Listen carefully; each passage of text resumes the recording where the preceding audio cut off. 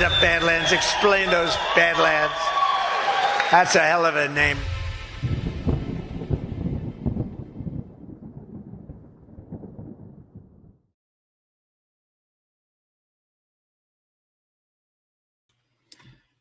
Good morning, everybody, wherever you are in this world. We have a lot to go through today. I'm very, very happy that I'm going to soon be joined by a couple of great collaborators. Gordon, obviously, is going to be jumping on right now. Here he is. Hey, by the skin of my teeth. Yeah. All right, classy. This is like an Indiana Jones maneuver, rolling right under the closing door. That was great. That's right. How you doing, man? I'm good. How are you? Excited about this? Yeah. We should be getting a big crowd from Daily because I was filling in for Ash today and was hyping this. So I think Brian said he's going to come over and should have a lot of those peeps in the chat. So that's fun. All right, cool. I'm looking forward to this too. Obviously, I think everyone kind of has a sense if they've watched last week's show, if they've just watched Badlands Daily, that we're our special guest today. I'll give a little sneak peek. Is Cynthia Chung, my wife and brilliant collaborator. Cynthia, how you doing? Really good. Glad to be here. All right, that was good to see you again. Likewise. So we're gonna have some fun stuff to talk about. But before we do any of that, because it's going to deal with Iran and some exceptional research that you did some time ago in the form of a trilogy of essays that really, I think, help clarify a lot of the enigmas and confusion that people feel about what is Iran, what is going on, what are the foreign manipulations that Iran has suffered from that continue to exert influence even in today's world. So we're going to go through a lot of that. But before we do any of that stuff, we're going to have a word from today's main sponsor. So I'm going to take you off, and then we're going to listen to a word from Goldco, and then we'll jump right into some big ideas.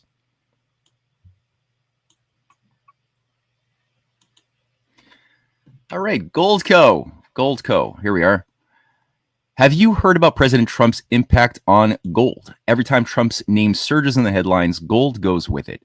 It happened the day he took office, and it's still going up. Gold doesn't just like Trump, it rallies around him. If you bought gold the day he became president, you would be up almost $400 an ounce by now. Here's the thing. Gold has been used as a store of value for centuries. The government can't easily manipulate it, and it's known as a hedge against market risk and inflation. How high will the price of gold go under Trump's second term? Will gold continue to break record after record in 2025 and beyond? Learn about an IRS loophole that allows you to diversify your savings with gold and silver tax and penalty free, with a free copy of gold and silver kit sent directly to your doorstep. Plus, you could qualify for up to 10% instant match in bonus silver. Visit badlandsgold.com to learn how you can add gold to your portfolio. That's badlandsgold.com. All right. So here, let's bring Cynthia back there. So yeah, Gordon, we were just watching the interviews that Tucker had done. First with Scott Horton. We watched most of it, not the whole 2.5 hours, but we watched a good chunk of it. And of course, the shorter but very, very potent conversation that he had with Iran's president, Mahmoud Pezeshkian, which just aired a few days ago, and very strategic. I mean, it's not very often that a Western audience gets to listen to the words uncensored from foreign diplomats, foreign leaders, especially from countries that we're supposed to, give our 2 minutes of hate and fear to every day, like Iran. Tucker had earlier done something useful in a similar way when he interviewed Putin.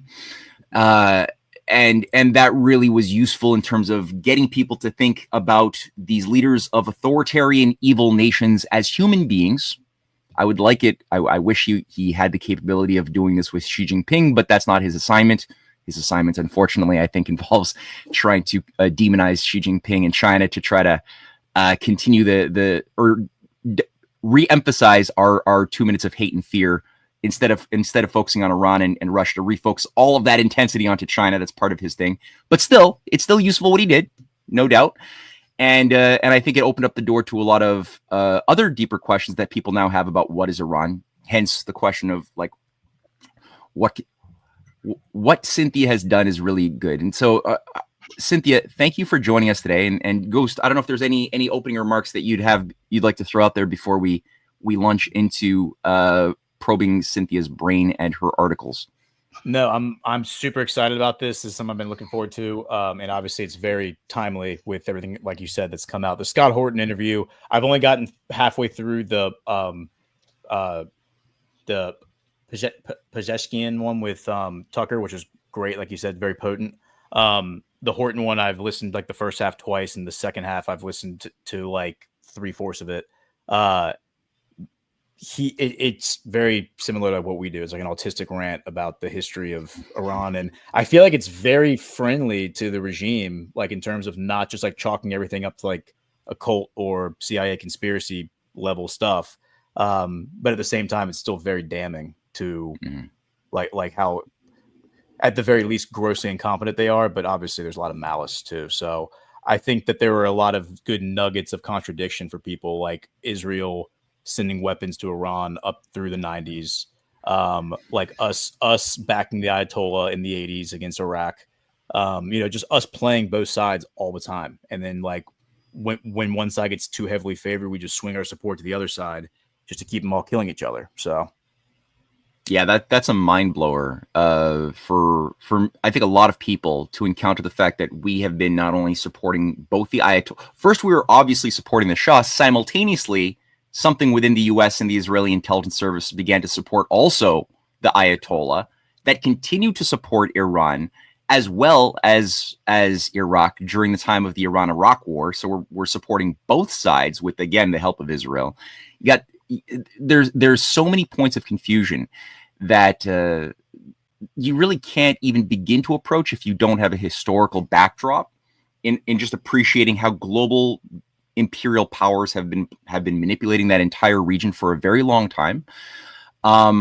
Additionally, I would just say too, the healthier paradigm that we now see as well. I'll just remind people to keep it focused that we're going to go through a lot of history, but it's going to be to focus upon understanding the present and the future.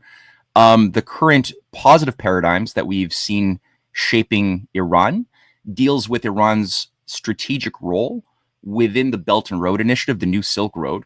Of course, there's Tehran right there as a core artery, since this was announced for the first time in 2013 by China and has 136 different nations around the world that have signed on. This is the vitality of the BRICS, of the multipolar alliance, anything that makes that a viable oppositional organizational entity, which is outside of the influence of the City of London and Wall Street sort of cartel, has everything to do with this type of vision that we've seen emerge. And again, Tehran plays several key roles within the Belt and Road Initiative, building up new cities, massive, 30, 40 year projects for the future that are high tech, frontier, cutting edge, and that stretch all the way from Rotterdam, through Europe, through Russia, all the way to China. Again, Tehran is key. You also have the international north-south transportation corridor that involves Iran, which is complementary to the Belt and Road Initiative, that kind of unifies all of these various civilizational forces around a common humanity, a common vision that brings us all together as a species. So these are all things that the followers of Zbigniew Brzezinski, of the neocons, have been desperately trying to destroy, because they need to keep us in a state of divide to conquer, keep everybody not united or working together, but always suspicious, in fear of the other, and in constant state of war and terror. So, Cynthia, in your presentations that you delivered in the form of your amazing trilogy, which, I mean, you've done a lot of work, and this is for those who don't know, I'd like people to go right now to Cynthia's Substack, Through a Glass Darkly. It's cynthiachung.substack.com, and subscribe. And there's a lot of amazing articles on here. I mean, just glancing through it, you got Aleister Crowley, Huxley, the origins of the counterculture movement, so many things going on here, American history, the Haitian Revolution. But the thing we're going to focus on here is Iran's century-and-a-half fight for sovereignty, featuring Dr. Mossadegh right there on the front. But you don't begin with Mossadegh and the CIA overthrow, MI6 CIA overthrow of Mossadegh in the 50s. You start by going down to 1872 and the British infiltration or takeover of Iran back already in the 19th century. So I was hoping you could sort of take us through a bit of a journey of like why did you start at that place, and how did that have relevance over the ensuing 100 or so years of history in the region?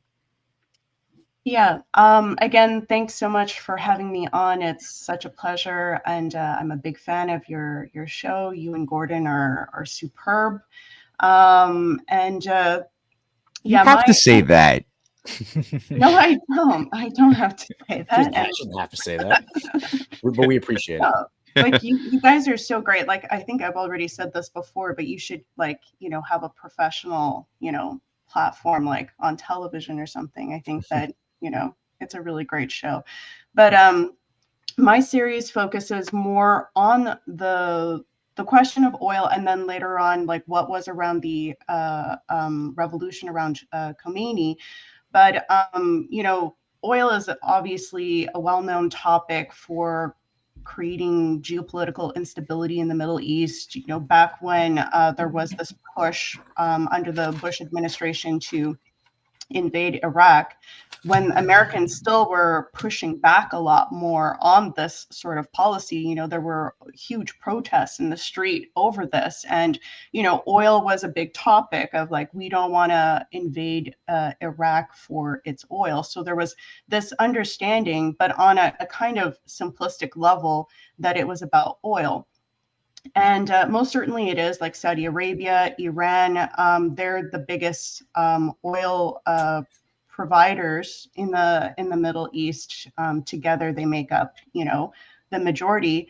But the question about oil that people tend to miss is that it is the right to oil is also the right to a nation to govern itself. So obviously, the rights to processing and refining have been a battle as well. It's to keep countries in the most basic level of trade, which reduces them to a more controlled, entity, basically a colonial status. And as we're going to see through this series, there were also denials of them, receiving higher technologies to, again, just keep them as at the most base level of living. And so people have to understand that, the conflicts that happen in the Middle East, which are very much around Sykes-Picot as well, which I'll talk a little bit about. But Britain and France went into the Middle East and largely did carve up the Middle East and decide on certain boundary conditions of how countries were going to exist. Kind of similar in Africa as well. These were not boundaries that were decided by the people who were living in the region. And also, a lot of what was going on in Iran that I'm going to go through quickly in terms of the beginnings of how the British were kind of taking over Iran's oil. This was also happening during the British occupation of Palestine, which was done behind the backs of the French, because the French also wanted Palestine. So this question of oil is much larger than just for greedy corporate profits. It was always an imperialistic modality that would clearly benefit, their military and their country and so forth, but it was ultimately to keep the people down. Saudi Arabia has been able to organize a bit more sovereignty, but even Saudi Arabia recognizes that they're in a very, dangerous position, and they want to diversify, because you don't want to be stuck just being, a raw materials producer for one thing. It's very easy for things to be sabotaged for you. You don't have a stable economic situation. So yeah, it started in 1872 at the time. So they had a Shah that was Nasir al-Din, and he, for whatever reason, decided to grant to the British Baron Julius de Ruyter the rights to Iran's entire economic estate. And this Reuter is a relative of what is now the Reuters news agency. Wow. And really? so, oh, wow. Okay. So this Baron Julius de Ruyter somehow was able to convince the Shah that he would control all of Iran's industry, farming, and rail transportation. And he set up a national bank, the Imperial Bank of Persia, which was under direct British control. In 1901, the following Shah negotiated with Darcy, the Darcy Contract, which was granted to William Knox Darcy, a millionaire London socialite. And this is what he's the one who found the oil field in 1908. And this is what started the British company, the Anglo-Persian Oil Company, otherwise known as APOC, or I'll just call it APOC. I don't know if that was immediately set up. I think that's right, yeah. That's good. Okay. And then 6 years later, it was under Churchill that 51% of this company was purchased, which effectively nationalized the company. And this was a huge portion of a free flow of oil to the British Navy. And the Iran was only receiving about 16% of the royalties on this. So this was happening in 1908. And just to remind people that Sykes-Picot was happening by the time of 1919, when the Anglo-Persian Agreement was signed. London effectively turning Iran into a de facto protectorate run by British advisors. So there's a whole like carving up of the Middle East. And you can really argue that a lot of the problems, like Israel wouldn't have existed without the British first going into Palestine, creating the British Mandate of Palestine. And then it's a British known fascist prime minister who's the one who creates this British Mandate for Palestine. Yeah. And it's all under like the League of Nations construct as well, which just quickly was a vision for certain empires, British Empire obviously being the main one. The Habsburg Empire would play a role. They had a certain idea of a particular Russian Empire, Japanese Empire, American Empire, and the Middle East and Africa were largely viewed as satrapies, basically large plantations to this vision. They would be the breadbasket, slave labor to these empires. So Israel. And I just want to add one thing just quickly too. Like, this is often treated as two separate things. And I think what you did, because a lot of people know about Sykes-Picot, they're aware of the creation of the British Mandate Palestine. They don't think about how that's related to the League of Nations of 1919, although it's all happening at the same time by the same people, which is right. They compartmentalize, and they don't think about how that's related to what you talk about in your essay and what you're talking about now of this 1919 Anglo-Persian Agreement. That the British are organizing the entire time to basically make like Iran a British protectorate, right? After they're dismantling the Ottoman Empire. So it's like, this is one thing. You got to think like the enemy. The enemy thinks about all of these things as one thing with different aspects, and they only get dupes to think about them as separate things, as as many of us have been subjected to a lot of mainstream school conditioning. So I really appreciate that you're just tying it all together as one operation. Yeah, like France had through. I didn't know if you wanted to say something else. France had a lot of involvement with Lebanon through the Sykes-Picot, because they have a certain idea of their historical relevancy there. But it was largely Britain who had like huge in the starting up of Saudi Arabia, who's also a relatively new country. There was a lot of British influence in all of this. And, later on, we're going to see that Iran has largely been a product up until the last Shah of British influence, and even the security, the intelligence, the Savak of Iran under the last Shah was pretty much an MI6, Mossad, and CIA was coming in as well at a certain point.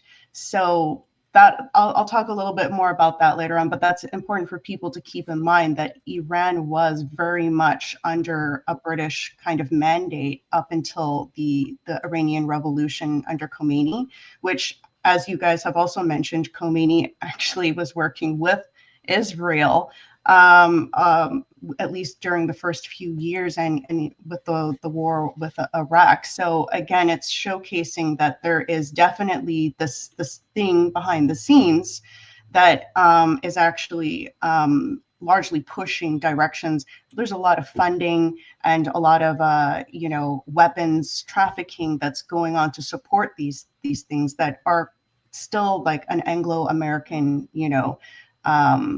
backdrop. So during all of this, Iran was not actually receiving any of the oil from the Anglo-Persian oil company. They had to import it from the Soviet Union. And that's insane. Yeah. In 1932, Reza Shah had announced that he was going to cancel this British concession to the oil company, and obviously this was not going to go without a bit of a pushback. So both Britain and the Soviet Union entered Iran over this. This is also overlapping with World War II at this point.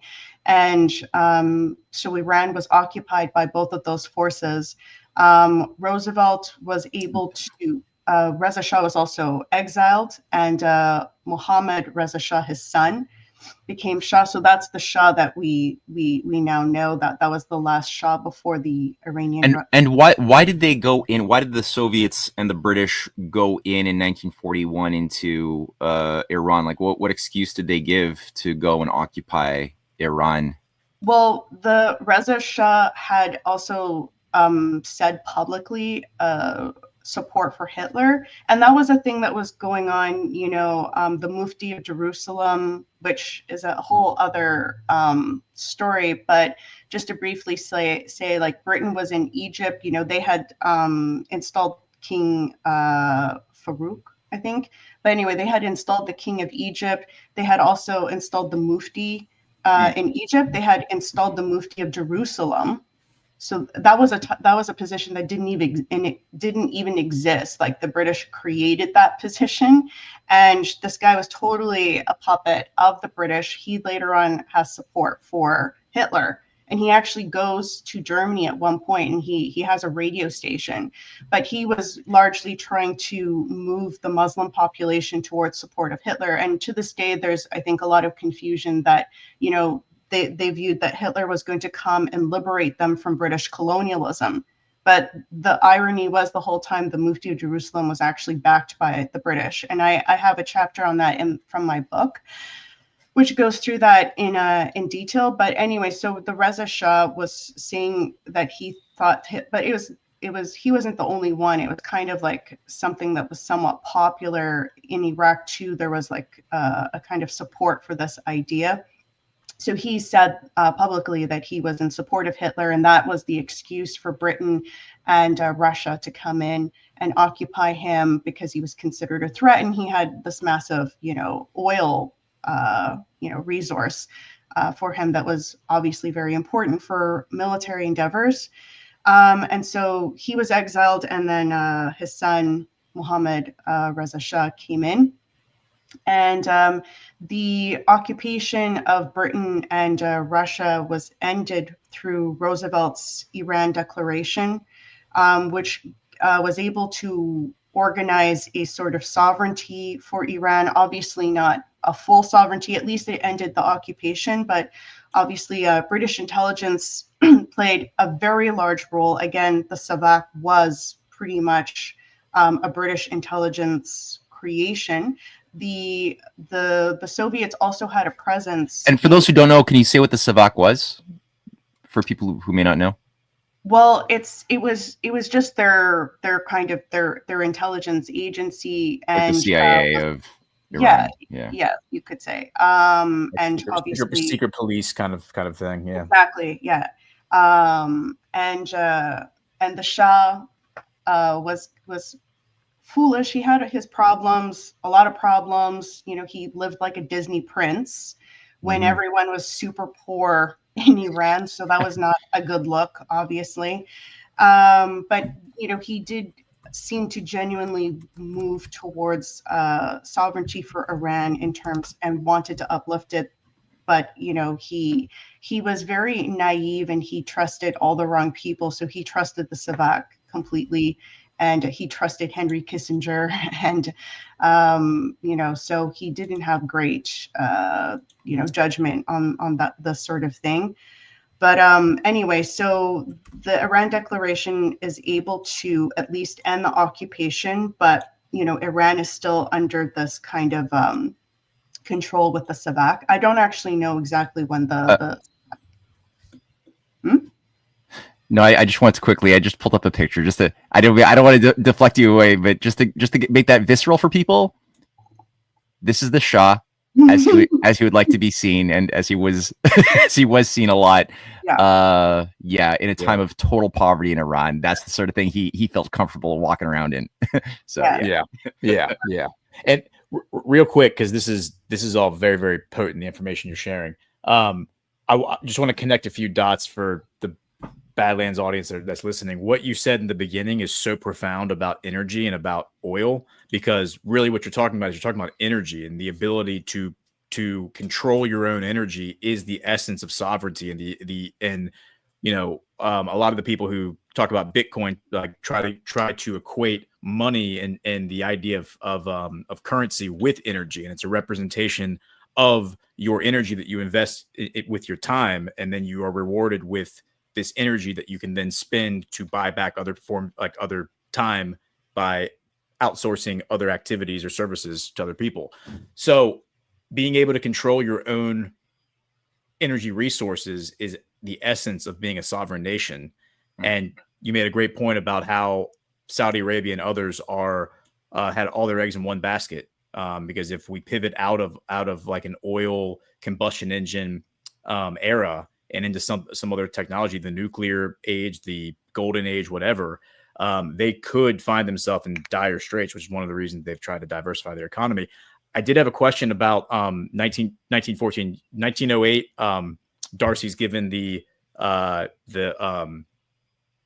rights to the oil.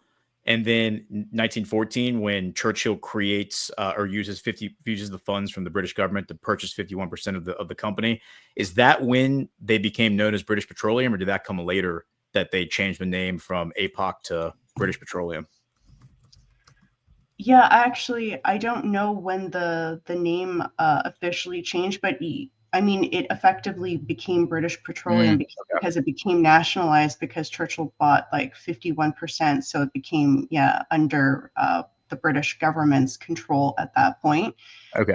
So you could say that definitely by 1914, it was officially the crown. Well, yeah. I got a little Wikipedia. I just pulled it up while you guys are talking. So the official name of British Petroleum itself Limited, it says originated in 1954. Before that, it was the the Anglo-Iranian Oil Company that Cynthia writes about and was talking about was set up exactly at that 1909 period, when the British took 51% under the Darcy Contract, and then it kept that name until the nationalization, and then they created British Petroleum Limited after that. So then it changed to BP today.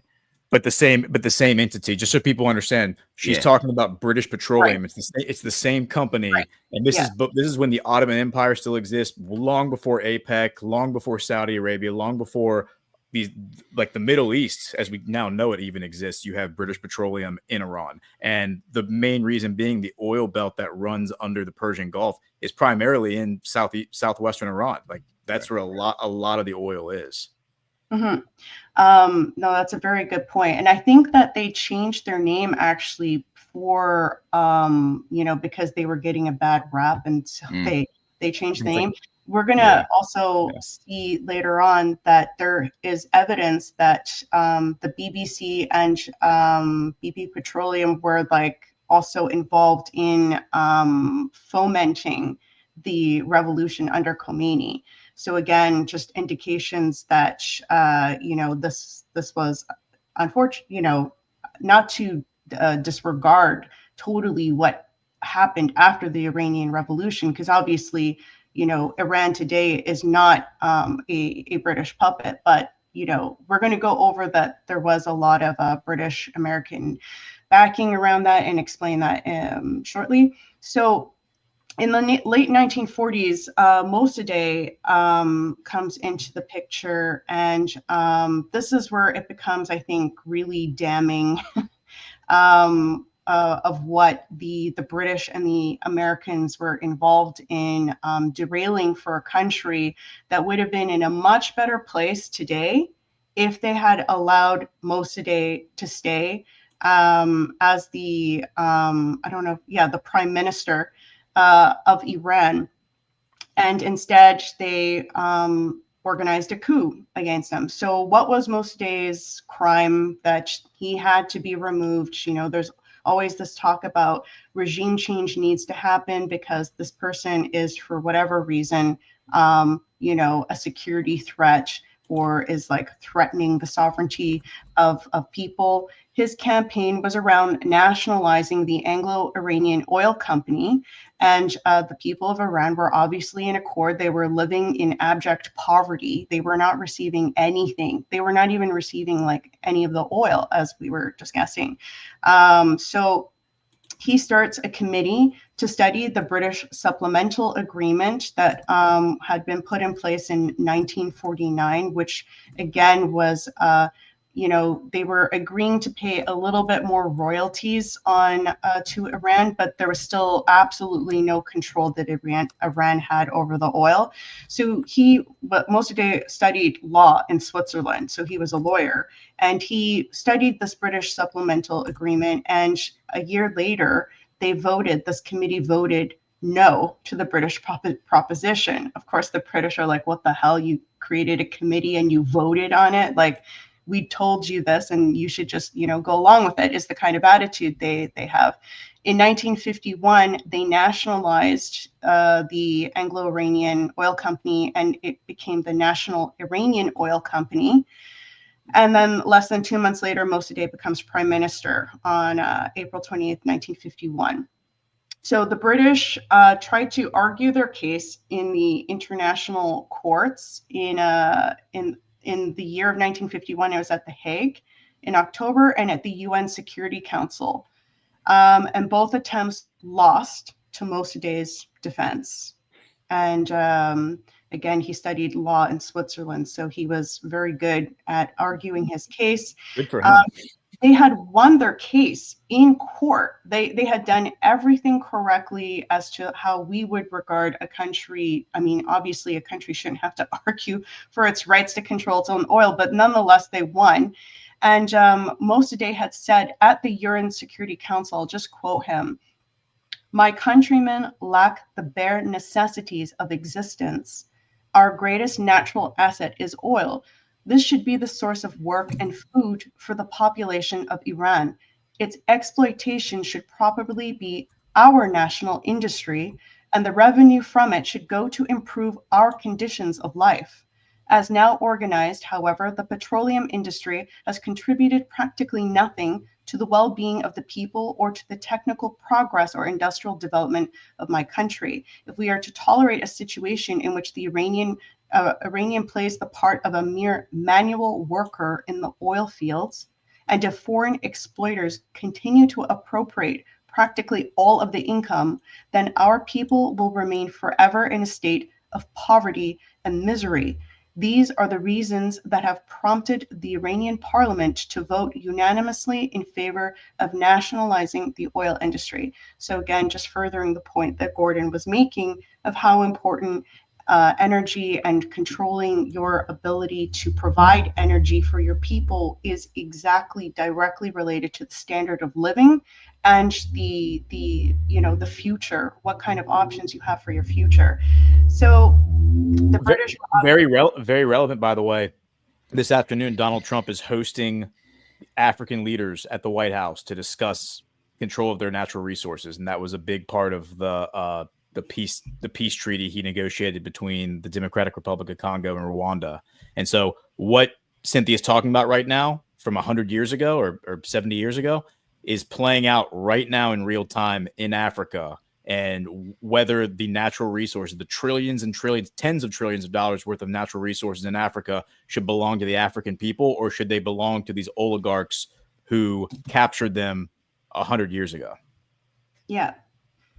Yeah, and I mean, Africa has also been targeted with like capital flight and, all types of like literal stealing of from the IMF and the World Bank and so forth. So anyway, so Mossadegh ends up breaking up relations with Britain because they're not recognizing this. Mossadegh reportedly had said of the British, "You do not know how crafty they are. You do not know how evil they are. You do not know how they sully everything they touch."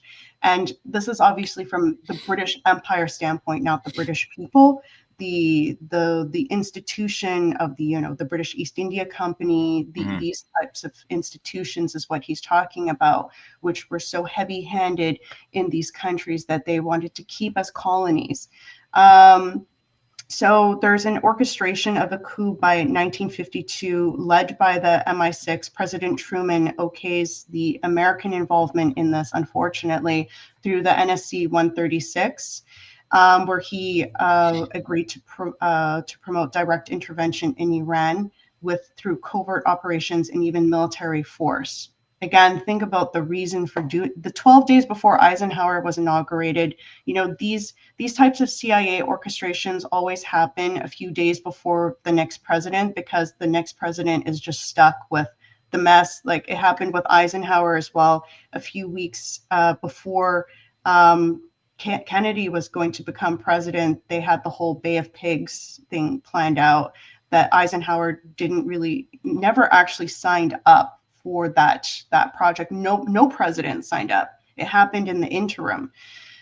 So the Dulles brothers were involved, of course, in this plot as well.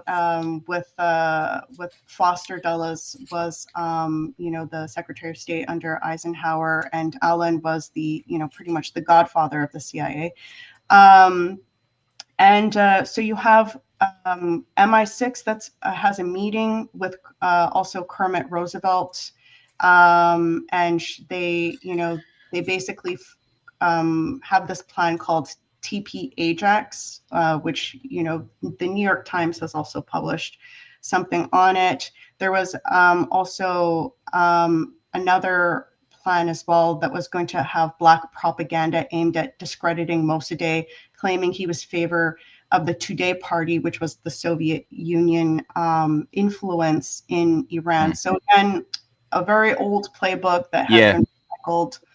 That really struck me, like that TPA Ajax that grew out of this whole NSC 136 plan that you write about is exactly the model used by color revolutions, the National Endowment for Democracy, the CIA. Like that's the exact same model of trying to manipulate the perceptions, both targeting political opposition forces within Iran, but then also targeting the mass population with propaganda that then gets them to do mass protests, to give off the perception to the international community that the people don't want their government. And it might be just a small subsection of maybe, 1-2% of the population that actually goes out onto the streets to protest. But then you organize your BBC, you organize your media to try to amplify these tiny little crowds as if they represent 98% of the people, right? And then you try to turn a consensus opinion or internationally around the idea that, maybe we do have to promote regime change for the sake of democracy, right? To stop an authoritarian government. And it's like the exact same model that people think is a new thing. And no, it's like, this is exactly what they did to destabilize and overthrow Mossadegh. It wasn't just a direct regime change from an iron fist standpoint. Yeah, and I'll go through this coup story very quickly. Again, people can read about it more on my Substack, because I do really want to get into the oil debacle with the Shah and the Iranian Revolution. So Mossadegh ends up finding out about this plan that Fazlollah Zahedi was going to be chosen to replace him, and he ends up arresting him, but and it looks like everything is done. The coup failed, but Kermit Roosevelt said that he was going to wait a few days and try again, and they apparently were able to get Mossadegh after a few days, and basically Mossadegh was so popular that they had to keep him under house arrest. And when he died, they quietly buried him under the floorboards of his house, so the people weren't even notified. They didn't want people to visit his gravesite to commemorate him. So, I mean, that's how important Mossadegh was to people. When he was found guilty, so what he was found guilty to justify his house arrest was that he had been organizing the Iranian military against the Shah. But the Shah was a puppet and had betrayed his people. And again, Mossadegh's crime was to nationalize the Iranian oil, and his military organization, which arrested this Zahedi puppet and so forth, was in defense of the country. He was the prime minister of Iran. So his response to the kangaroo court proceedings was, "My only crime is that I nationalized the oil industry and removed from this land the network of colonialism and the political and economic influence of the greatest empire, the British Empire on earth." Yeah, I'll just say one thing. Based on what Scott Horton, we enjoyed. Cynthia and I sat down and watched Scott Horton's, the first hour of it last night, and we enjoyed it. But the thing that caught us was that he was putting forth the idea, and this is the one of the few disputes we took offense of. He put forth the idea that Mossadegh didn't really want to nationalize the oil. He just wanted a bigger cut of profit. And so he actually said that twice. And then when you actually look at what Mossadegh did and what he said, based on like a direct quote that Cynthia said, it was specifically to nationalize it. And I think part of it has to do that with the fact that Scott is a nice guy, but he's also the president of the Libertarian Institute. And as such, ideologically, as an Austrian school libertarian, he cannot admit that the nation state can play a positive role in anything. So because of that, it's only about profit motive at the end of the day that causes things to happen. And so there's these little things that people have to just watch out for psychologically in the narrative and how he's processing information and feeding it. Because there's these ideological blind spots that he doesn't mean to throw people off, but it's part of the ideology. So I just wanted to throw that out there because it was just so clear that the idea was to nationalize the oil and use the power of the nation state to get it done. Interesting. Yeah. So we're gonna skip ahead. So the Shah was, he had not a great relationship with Mossadegh. He had sent him into exile, as during part of his reign as well.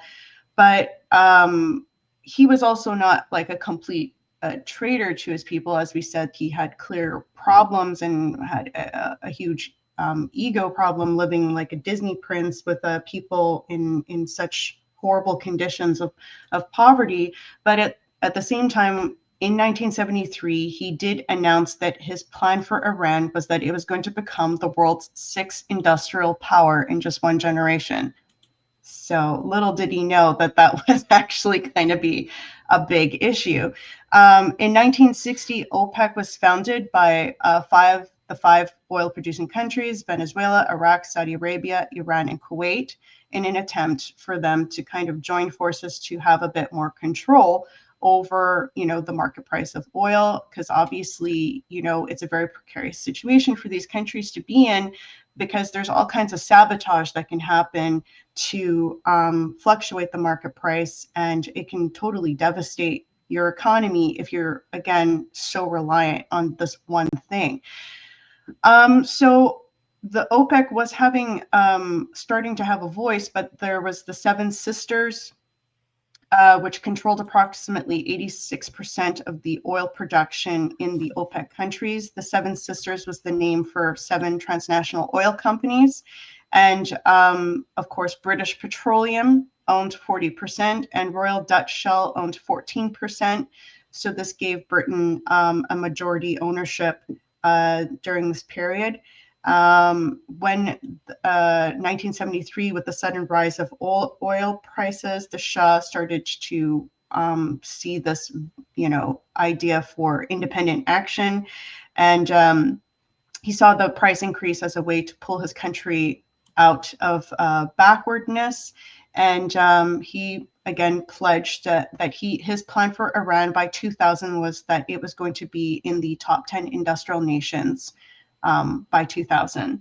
So he understood at least the power of oil as not just being something that you trade to other countries who actually have industry and who are using it to make themselves wealthier, and Iran only having like maybe a few people who are wealthy. He understood that oil was actually, if Iran had the control over it, was going to be a huge game changer for Iran and would be what would allow it to have a massive industry and a boost for the standard of living for the people.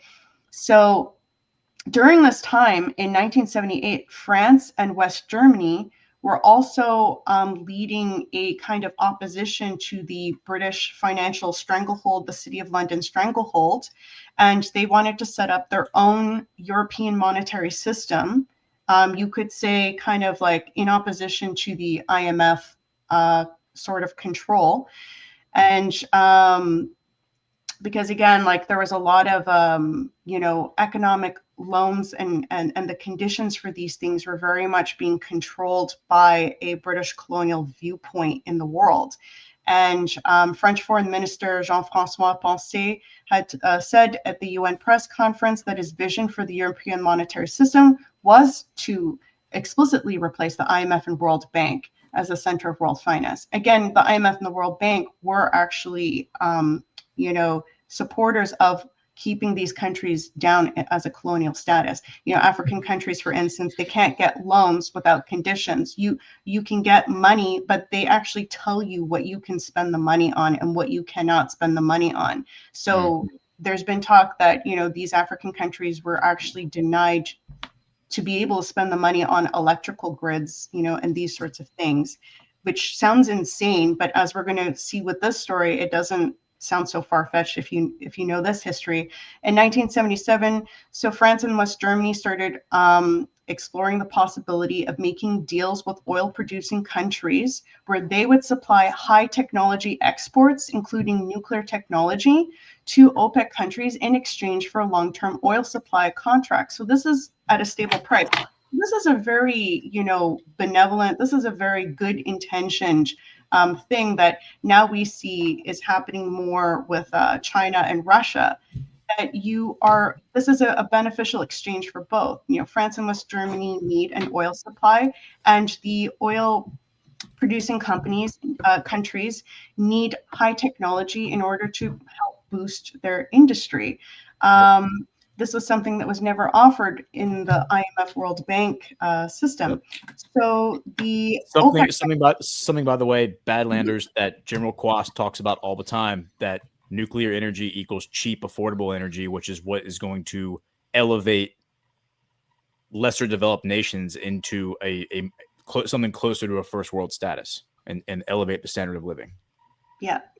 Yeah, so these OPEC countries started to deposit enormous, financial sums into these Western European banks that were set up with this European monetary system, where the British were explicitly not invited to participate because they knew that they were going to try to subvert it. So it was very clear, what they were trying to do here. So the Carter administration had the nerve to send Vice President Walter Montdale to France and West Germany to inform them that the United States would oppose the sale of nuclear technology to the third world. This included selling nuclear technology to Brazil and to South Korea. So this is something people need to realize, right? Like all of this talk of like Iran just can't have this stuff. They can't have it. They can't have it. It's to keep Iran down. They even were saying no to Brazil and South Korea. Like it's very clear that this is a mode of control. It's not really a subject of national security. So the Shah, it's a system of feudalism at the international level, where Yeah. they're gonna be the king in the castle, and every other country are going to be the serfs out in the fields, tending to the fields, working the oil fields, bringing the energy back to the king so he can use it for his own benefit. But nobody else gets to have a castle or be the sovereign of their fiefdom. Exactly. And so the Shah of Iran was actually moving to form a partnership with Iraq, Saudi Arabia. And this was obviously really important. And you'll see that the Khomeini revolution was largely also organized to mess this up. These countries aligning and working in tandem along with the European monetary system was going to be an unstoppable combination against the London World Financial Center. Yeah. And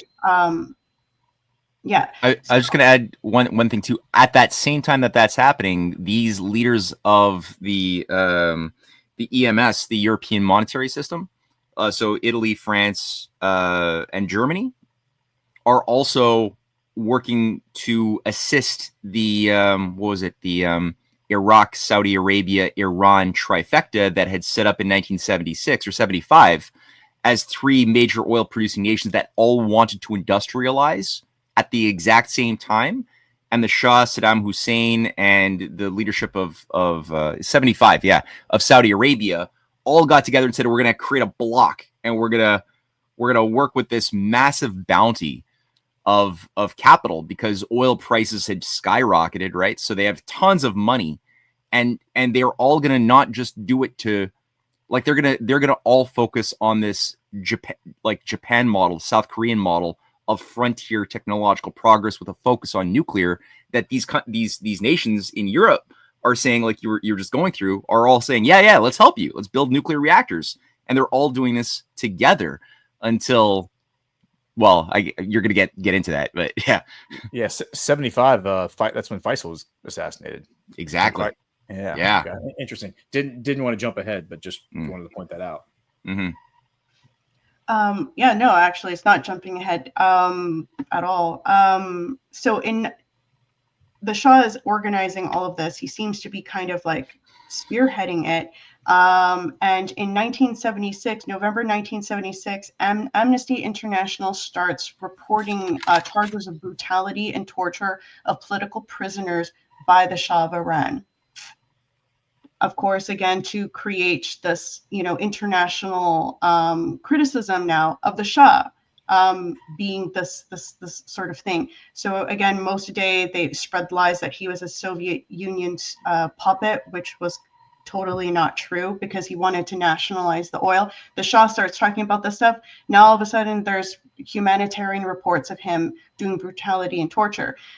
This was happening under the Savak, which was the secret police under the Shah from, I now have the dates here in front of me in my paper, 1957 to 1979. So they began after Mossadegh's ouster, I think for obvious reasons. And the Savak was MI6 largely, and then you had, I would say, is the Israeli Mossad second, and then CIA influence. So did you have any Muslim Brotherhood connections within the Savak too that you've noticed, or did you not pick up on that? Well, the Muslim Brotherhood has ties with British intelligence, so I would not be surprised, but I don't know the details to that. But yeah, I mean, the Muslim Brotherhood were very much tied with British intelligence, so I would, it would make sense. So the Savak was created as a secret police. So the Savak is really what was doing brutality and torture of prisoners, and this was a foreign thing, right, that had been instituted and was run. Like the people who were trained within the Savak were trained by the Mossad.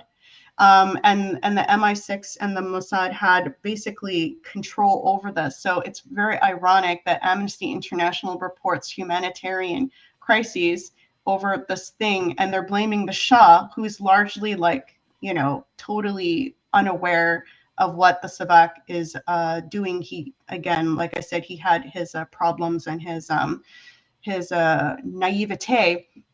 But they were blaming him for something that was an MI6 Mossad institution, essentially. And the timing of it was very clear. It was because the Shah was trying to organize this coalition with Saudi Arabia and Iraq for sovereignty around the oil. for clearly the recognized benefit that this would uplift and create industry for these for the people. So what ends up happening, they target the Shah for this, and the British BBC starts also fanning the flames for there to be a revolt in the country, because the Shah was very silly and he defends the Sabak.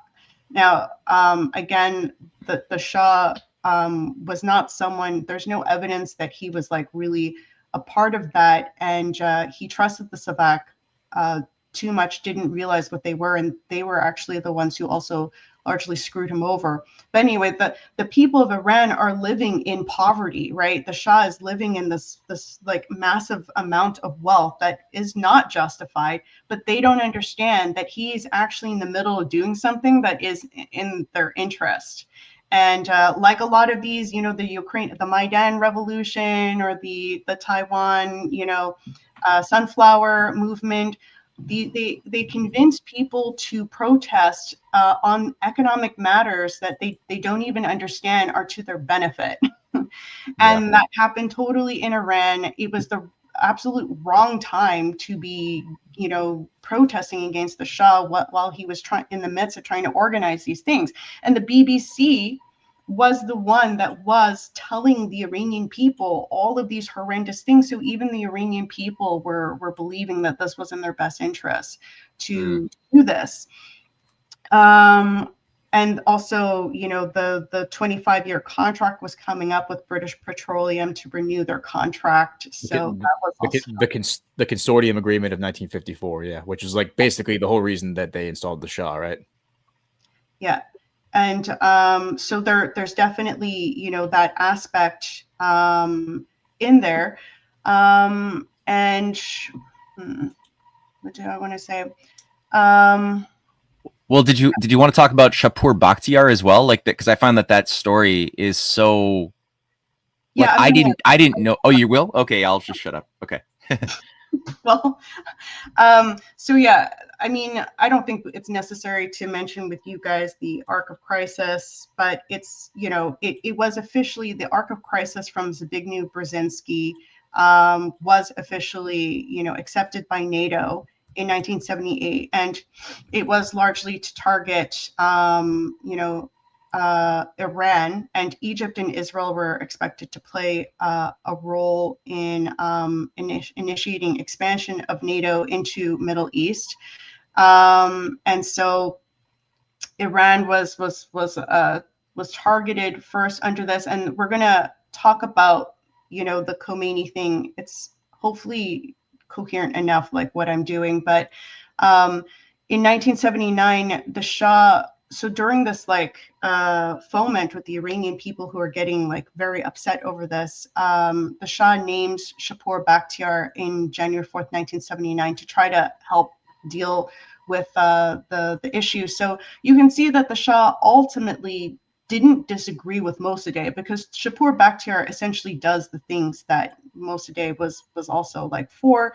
Baktiar was held in high regard by the French and Iranian nationalists. He didn't have a government for very long because there was the overthrow, but it's interesting to see that he did push through a series of major reform acts. He completely nationalized all British oil interest in Iran, so it became under Iran's control, put an end to martial law, abolished the Sabak, and pulled Iran out of the Central Treaty Organization, declaring that Iran would no longer be the gendarme of the Gulf. So again, the Shah had chosen Baktiar for that. So, you know, the fact that the Sabak was abolished shows that, you know, at the end of the day, the Shah did not consider that institution for him or for the Iranian people.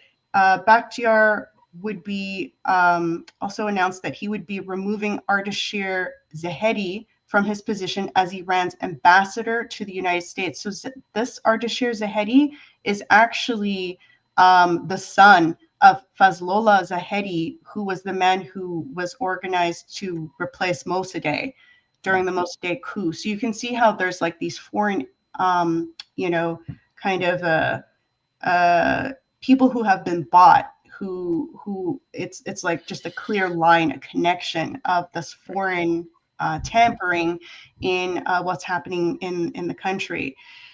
Again, with the Shah overthrow and all of this as well. So what do I want to say? Another really important point, Matt, that you can also show the Guardian article is that in February 1979, the number 2 in the NATO chain of command was General Robert Heuser, was in Iran and was in frequent contact with Brzezinski during this period. And it was thought, you can show it on the screen, it is thought that it was Heuser's job to avoid any coup attempts to disrupt the takeover by Khomeini's revolutionary forces by largely misleading the Iranian generals with false intel and U.S. promises. Recently declassified documents on Heuser's visit to Iran confirmed these suspicions, which the Guardian had gone over. So that should be very, weird for an American audience to receive. Like, why would the second in the NATO command be involved in supporting the Khomeini revolution against the Shah? Mm-hmm. I think the reasons should be clear. I think, Matt, you can go over the details later on as to like the whole Iran-Iraq war and how Khomeini was used and working with Israel in attacking nuclear facilities as well. Both countries end up destroying their own nuclear facilities. Like it's a sick joke. It's a sick joke. Well, whenever you want me to say something on that, I'll share a thought. People got so mixed up in the religious fervor or the religious fervor that they ended up destroying their own what ultimately they had originally been willing to work together to help each other on, which were matters of energy and sovereignty. So anyway, the Shah, he starts to have his health starts to deteriorate during this revolution, and Henry Kissinger is in very close contact with the Shah, and it seems that he's the one, along with Brzezinski, who encourages the Shah to come to the United States, even though it was known by every intelligence report that was going to lead to a disastrous outcome. Interestingly, in a New York Times article published in 1979, November 18th, 1979, they write, "The decision was made despite the fact that Mr. Carter and his senior policy advisors had known for months that to admit the Shah might endanger Americans at the embassy in Tehran. An aide reported that at one staff meeting, Mr. Carter had asked, 'When the Iranians take our people in Tehran hostage, what will you advise me then?'" So yeah, the New York Times reported that. They had clear foreknowledge then that this because that's something that traumatized a lot of Americans, and even to this very day, a lot of Americans have a very negative view of Iran because of the hostage crisis that went on for like 444 days, and Hollywood movies have been made about it. But what you're implying here is that this whole thing was orchestrated by forces then controlling Jimmy Carter, who was even asking Kissinger, what do we do once it happens? What? Namely Brzezinski and Kissinger. So when the Shah arrives in New York for medical treatment on October 22nd, 1979, 12 days later, the U.S. Embassy in Tehran is taken over with 52 American hostages and were held captive for 444 days. To remind people, none of the hostages there was no killing involved, but it was a totally predictable situation. So when these hostages were taken, the Carter administration had the excuse now to basically invoke the International Emergency Economic Powers Act, authorizing the President Carter, to regulate international commerce after declaring a national emergency in response to an extraordinary threat. So with this new authority, Carter froze all U.S. Iranian financial assets amounting to over $6 billion, including in branches of American banks abroad. The world financial markets were thrown into a panic. Big dollar depositors in Western Europe and the United States particularly the OPEC central banks, began to pull back from further commitments. The euro-dollar market was paralyzed, and most international lending halted under this freezing, which I think a lot of these funds have never been released back to Iran, if I understand correctly. So this scared away from long-term lending that was also going on between West Germany and France. That was the sabotage of not only the European monetary system, but this offer to trade in, high technology for oil. And later on, the European monetary system was hijacked and turned into something, totally different from what it was originally meant to be created under de Gaulle and Adenauer, which was in opposition to an IMF World Bank structure. Later on, it was incorporated into such a thing. So this had actually also hit Western Europe and Japan very heavily, these economic sanctions against Iran. So it wasn't just something that was keeping Iran down. It actually really sabotaged what Western Europe and Japan were trying to organize.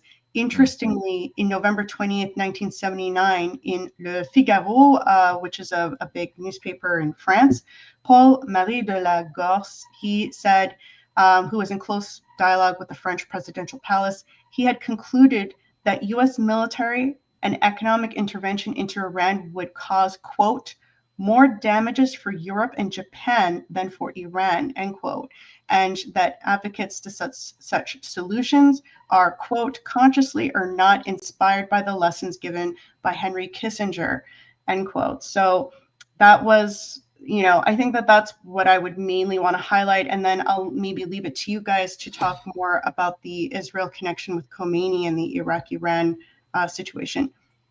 Yeah, thank you so much, Cynthia. That was a lot. And I think a lot of people are going to want to revisit this entire composition. Plus, your articles, again, are going to be in the description box very shortly under this video. Or if people just go and look at your name right now beside your video, they'll see cynthiachung.substack.com. I saw your finger just lifting there as if you were going to say something. Oh, I don't know if we want to just quickly bring up that Michael Stanton. Oh, the Michael Stanton. You mean Anton? Oh, Anton. Sorry. Is that what you wanted me to bring up?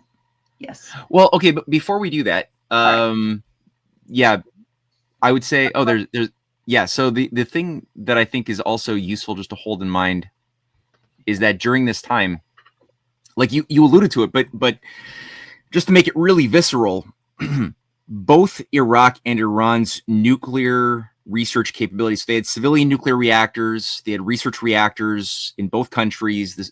The Soviets had helped Iraq build their 1966 reactor that was expanding because it was started as a scientific research reactor.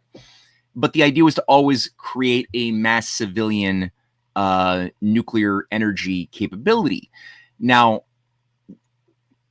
by the time, the Soviets weren't in a position to really do that, they were getting dragged into their own Afghanistan war, that was part of this whole operation in 1978 to 1980, because that everything you're talking about is the arc of crisis. It's the CIA MI6 expansion of radicalizing, madrasas that would weaponize Islam, create an Islamist sort of movement that then manifested in various ways in different parts of the Arab world. And we know the story in Afghanistan.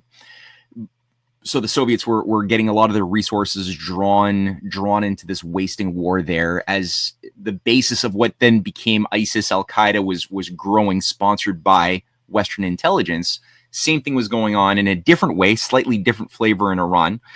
But Iraq was just like freaking out because, Saddam Hussein had a pro-technological progress type of orientation. His Ba'ath Party had called for a new economic architecture with the French and the Germans supporting him in the 70s. He had this great alliance with Saudi Arabia and Iran. So they had this idea of building nuclear reactors. Now, Iran had their own nuclear reactor too, the Bushehr,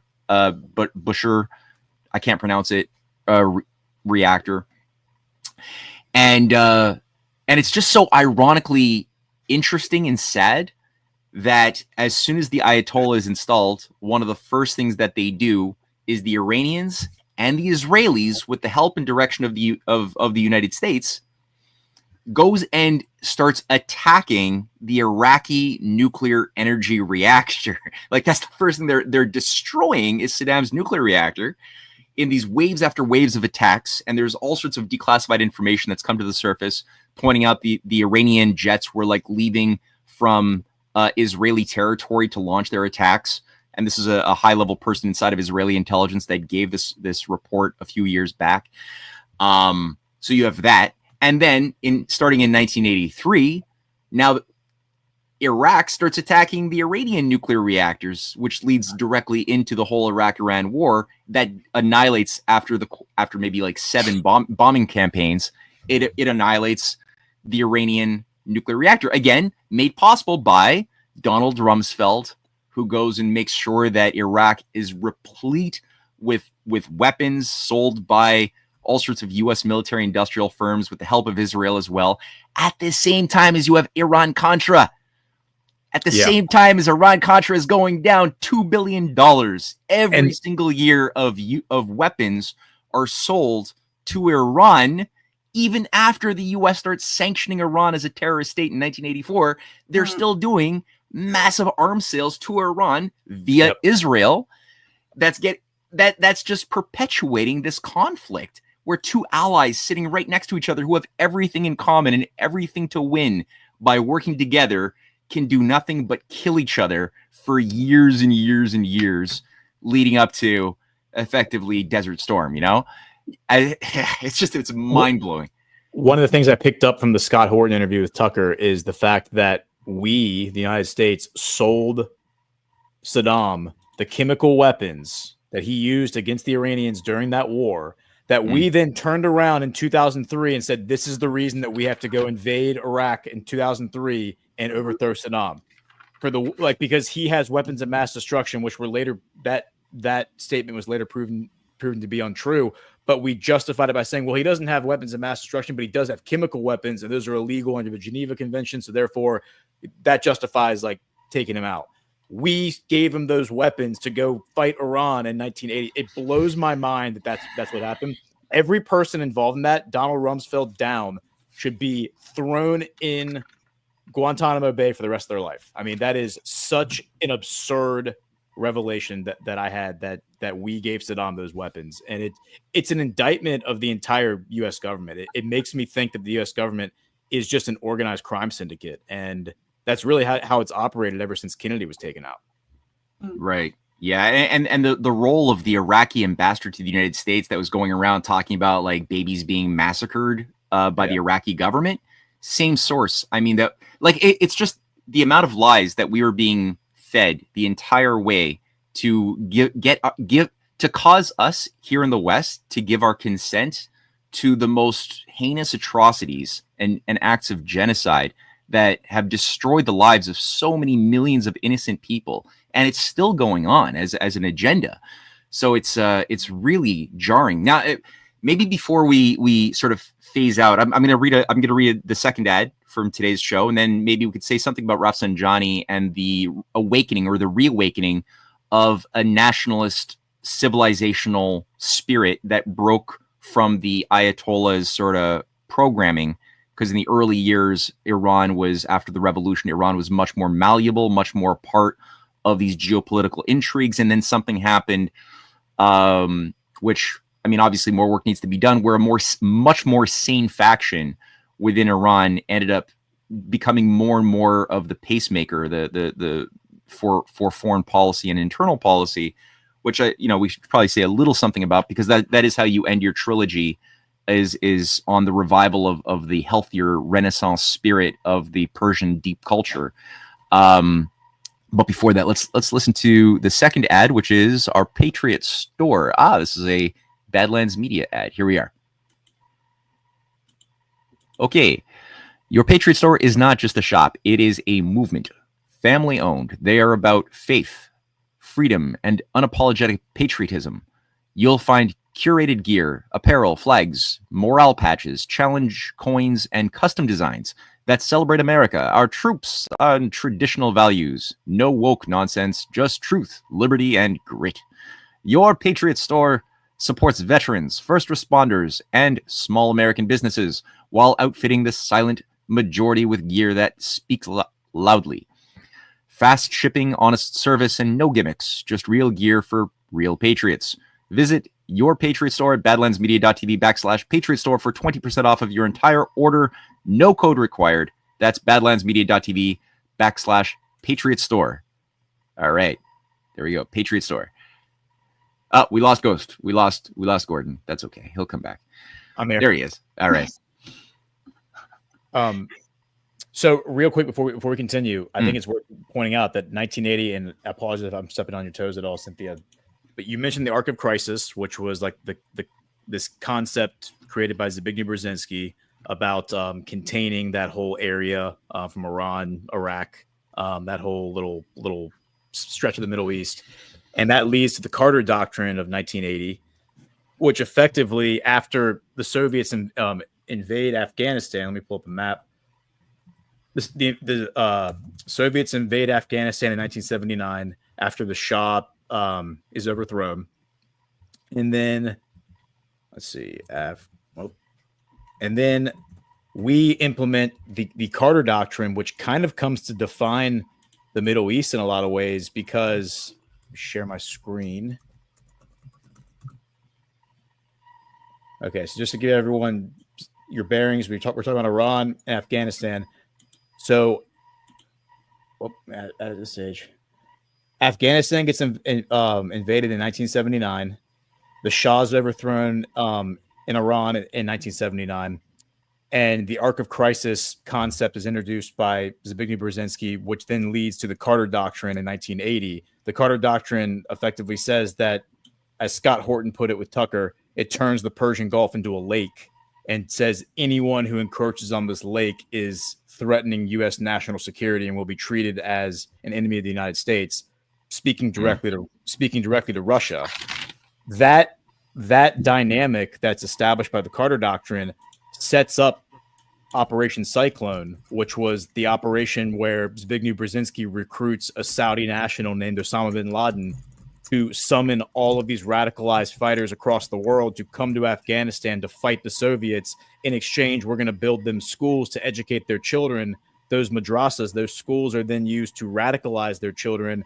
And the students from those schools, along with the mujahideen that we trained in Afghanistan to fight the Soviets, create what's later called Al-Qaeda in 1988, our creation, the U.S. government's creation. But all of that is tied to 1979 when the Shah's overthrown and when the Soviets invade Afghanistan, because the people in power, the regime, is worried about their monopoly over the oil in the Persian Gulf. Yeah.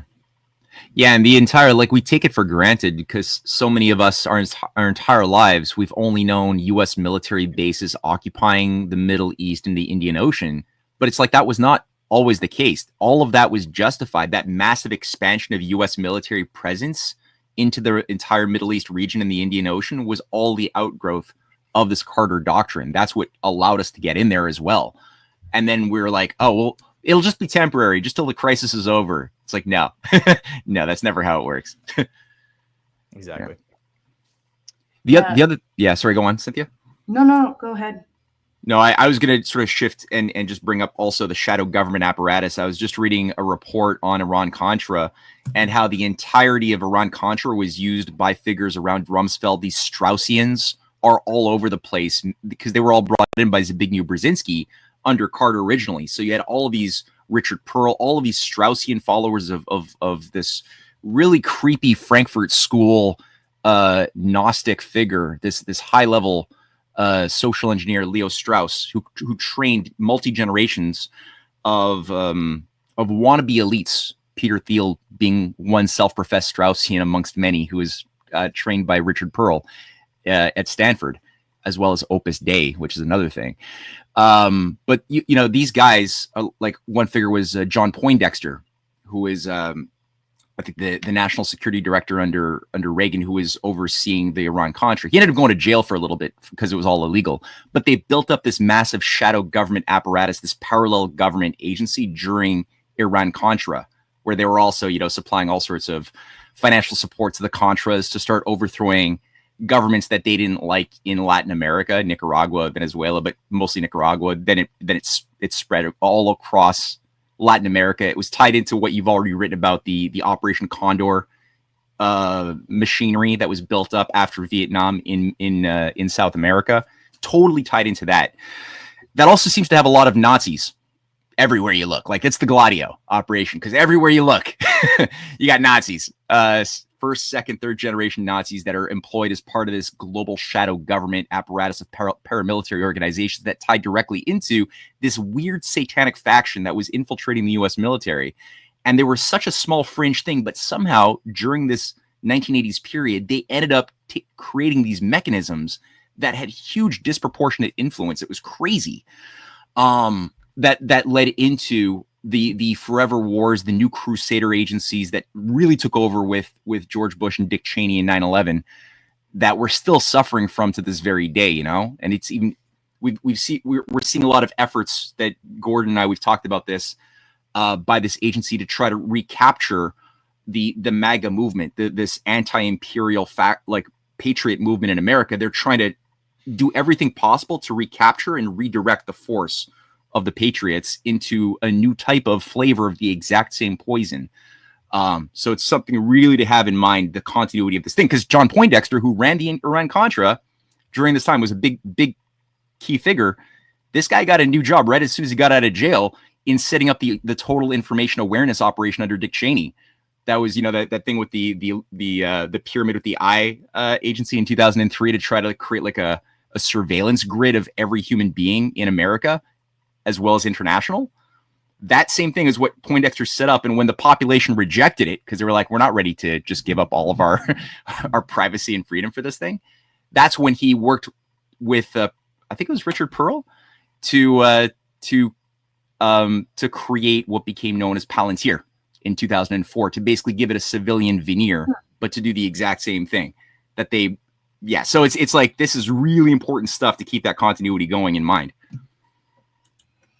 Yeah, I mean, this whole maneuver to constantly do regime changes, I mean, no country should have the right to kind of dictate terms like that on a global scale and tell countries to do a regime change because they're not happy with their leadership. But we see the outcome of these regime changes that are done under the guise of national security, and it's always the exact opposite. It increases instability in the region, and it actually increases the threat to not only the countries in the area, but to the best interests of the United States. So again, as Gordon was bringing up, Al-Qaeda is a creation of a certain sector within the United States. So, we create the monsters that we then justify we have to go into to like bomb countries to destroy. Mm-hmm. It's a really awful setup. Anyway, so Rafsanjani, which you want to talk about a bit, he was the president of Iran from 1989 to 1997. And he seems to be more genuine than Khomeini. He's one of the founding fathers of the Islamic Republic. And when the Soviet Union broke apart in 1991, there was an opening for him to start establishing diplomatic relations in the Central Asian republics. And there was a lot of focus on economic cooperation and the building of infrastructure. So again, very similar to what China and Russia and Iran are working towards today. There was the opening of the, sorry, I don't know how to pronounce this properly, the Mashhad Sarak Tajan Railway, which was a huge one that was the missing link in the network connecting landlocked Central Asian republics and again connecting them to the Persian Gulf ports. Rafsanjani had said that these types of infrastructure projects and which were going to have access to world markets would enhance amity, confidence, and trust amongst governments and lead to mutual understanding and greater solidarity. The recent global developments demonstrate the world is moving toward greater regional cooperation, and regionally coordinated economic growth and development will consolidate peace and stability and pave the way for enhancement of international relations. So this was like well before China started the Belt and Road Initiative, and you can see that they were already very much in line with this. In 1997, there was the 125-mile pipeline between Turkmenistan and northeast Iran, which opened, which gained access to one of the largest untapped energy reserves in the world, the Caspian Sea Basin.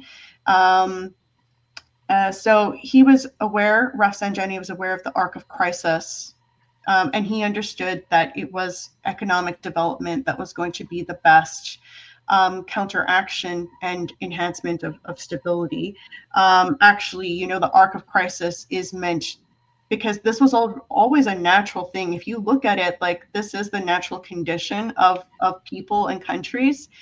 There's a small grouping that is constantly introducing a chaos factor into these types of things, including, you know, the funding of terrorism, which is meant to undo these projects. Like right now, the Belt and Road Initiative, one of the reasons why there's so much secrecy over certain areas is because there have been so many terrorist attacks on these development projects. Like you see where these ISIS is attacking historical sites. They're attacking, you know, these civilizational historical sites to clearly try to like erase civilizational history, which is also really important for people to have that kind of reference point.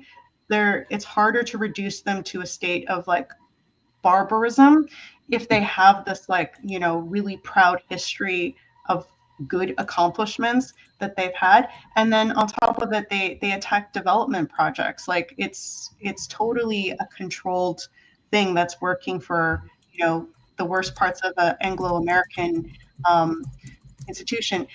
What's also interesting is Rafsanjani then calls for support for Khatami as the next president, and Mohammad Khatami became president of Iran from 1997 to 2005, and he was really popular with the younger generation and women as well. And he continued this very strong movement of Iran towards economic advances, international relations. Well, yeah.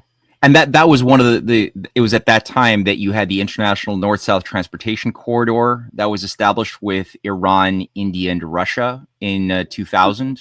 You also had the Shanghai Cooperation Organization, which Iran later on joined, but definitely, I mean, the idea of incorporating Iran, because it was at that time that Zbigniew Brzezinski had also just said in 1998 that the only thing that could threaten the possibility of our new world order would be some statistically improbable but possible cooperation between Russia, China, and Iran.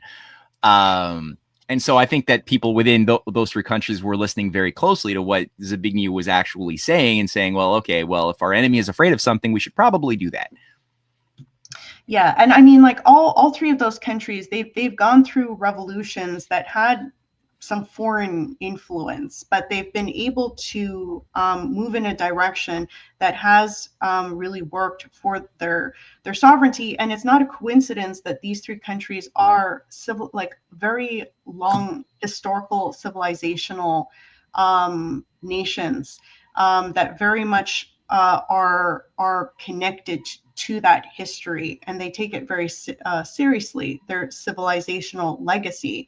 And Khatami would be the first to propose the concept of dialogue amongst civilizations, which I think is a wonderful concept. That is exactly what ISIS is trying to attack in the Middle East. And he proposed this to the UN General Assembly in 1998. and it was endorsed by the United Nations. And it was obviously a response to the clash of civilizations, the crisis of Islam type geopolitical theories that were being pushed by Bernard Lewis and Samuel Huntington, the arc of crisis type of justification of why America would have to fight forever wars in the Middle East. He was also doing a lot of diplomatic relations with China too, in terms of infrastructure projects. So it was already like very early on. Italy was actually the first in Europe to sign to the Belt and Road Initiative in Europe. And in 1999, Khatami would be the first Iranian president since the Iranian Revolution to visit Europe. And he went to Italy first and met with Pope John Paul II. And they had a very good meeting there in terms of how, Christianity and Islam would have a common mission in terms of just prosperity and peace. And people should be reminded too that Syria, it's very unfortunate what happened to Syria, because it was known as the cradle of civilization. And you had like very old, civilizations that were diversified. You had, a representation of like Christianity and Islam that were coexisting for centuries peacefully in this area. So this idea that they have to be at odds with each other is totally not true. Syria was a very good example of why that was not the case. And so Khatami had said in an interview published in La Repubblica, his concept of a bridge between Islam and Christianity. He said, "To delve into past history without looking at the future can only be an academic diversion. To help human societies and improve the condition of the world, it is necessary to consider the present state of relations between Asian and in particular Muslim countries and Europe. Why do we say in particular Muslim? Because Islam is Europe's next door neighbor. Unlike individuals, nations are not free to choose or change neighbors. Therefore, apart from moral, cultural, and human reasons, out of historical and geographical necessity, Islam and Europe have no choice but to gain a better and more accurate understanding of each other, and thus proceed to improve their political, economic, and cultural relations. Our future cannot be separated from each other because it is impossible to separate our past." And I'll just share one more quote and then we can, end it. Or in June 2000, Khatami made a state visit to China. Can you hear me? Because it's getting a little bit loud outside. I can hear you. There's a little noise in the background, but it's not very noticeable. Okay. In June 2000, Khatami made a state visit to China with a 170-member delegation. In a lecture delivered at the Beijing University, Khatami stated, "Even if one were to rely solely on historical documents, we can still demonstrate the existence of uninterrupted historical links between China and Iran as early as the 3rd century, referring to the Silk Road. We can observe a striking spectrum of cultural and spiritual interchanges involving religions, customs, thoughts, literature, and ethics, which on the whole added to the vitality and vivacity of Eastern culture and thought. The Chinese outlook has been instrumental in opening up the way to the fruitful and constructive historical discourses throughout the ages, due to its emphasis on the intellectual over the political in an attempt to epitomize wisdom, temperance, and parsimony. Emphasis on our long-standing close historical ties and dialogue among the great Asian civilizations is a valuable instrument for the regenerating of thought, culture, language, and learning. In Asian civilizations, culture has always been the core of the economic and political process. Therefore, we are compelled to give a more serious thought to the revival of our cultures." And I'll just end it there that, the Middle East was named by the British Empire. And, really the Middle East is part of Asia. And, this idea to kind of move away from that kind of colonial reference point is not a bad thing. Khatami had concluded the future belongs to the cultured, wise, courageous, and industrious nations. So this was a prime minister of Iran from 1997 to 2005. So, this concept of what Iran is has been not very accurate in terms of very clear, public statements and, very honest offerings of economic partnership have been done. The president of Iran, when he was interviewed by Tucker Carlson, made it the point: have the Iranians ever harmed anyone? Like, have the Iranians been caught actually doing anything so nefarious that there's this constant, need for them to prove that their hands are like, in the right places and this sort of thing? Like, it's really unfortunate, and this lack of respect for the Iranian people and what they've been going through in terms of constant attacks. They've had so many of their people, political leaders, military leaders, and scientists assassinated. And it's like we're all waiting for them to do some kind of reaction and then blame them for a reaction that would be in self-defense. Yeah, that's so true. That's exactly how they're treated.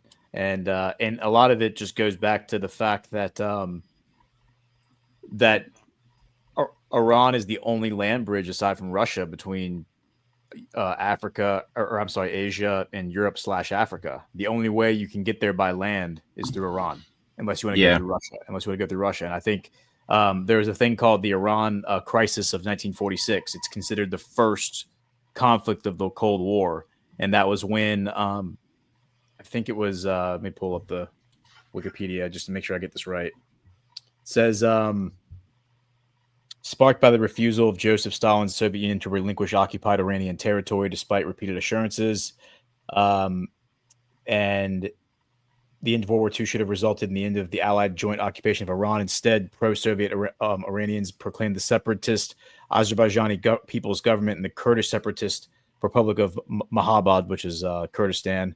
The U.S. pressure on the Soviet Union to withdraw is the earliest evidence of success of what would become the new strategy of the Truman Doctrine and containment.